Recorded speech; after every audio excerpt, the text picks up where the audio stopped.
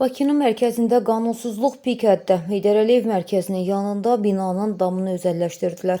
Bakının mərkəzində paytaxtın vizit kartı sayılan Heydər Əliyev mərkəzinin bir addımlığında Həsənoğlu küçəsində yerləşən çox mərtəbəli yaşayış binasında dövlətin şəhərsalma siyasətinə və qanunlarına açıq-aşkar meydan oxunur. Məşhur Nezih restoranının düz arxasındakı hündür mərtəbəli binanın damında aparılan iri miqyaslı qanunsuz artırma işləri sakinlərin təhlükəsizliyini ciddi risk altına alıb.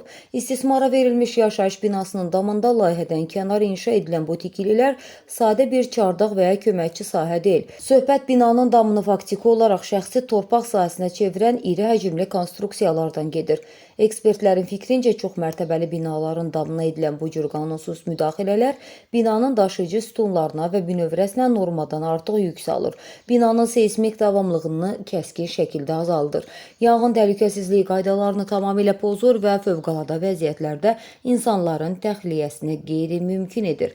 Azərbaycan Respublikasının Mənzil Məcəlləsinə əsasən binanın damı və daşıyıcı konstruksiyaları bütün sakinlərin müştərək paylı mülkiyyətidir və heç bir şəxs tərəfindən mənimsənilə bilməz. Uzun illər əvvəl istifadəyə verilmiş bu binanın damında sonradan aparılan bu özbaşınalıq bir çox qaranlıq sualları ortaya çıxarır.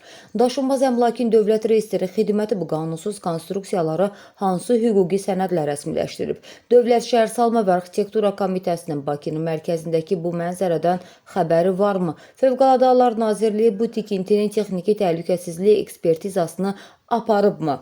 Bakının memarlıq simasına və şəhərsalma qaydalarına vurulan bu zərbə cəmiyyətdə ciddi narazılıq doğurub. Paytaxtın ən gözəl və strateji nöqtələrindən birində qanunların bu cür kobud şəkildə tapdanılması şəhərsalma qaydalarını təkcə sadə vətəndaşlar üçün nəzərdə tutubmu sualını aktuallaşdırır.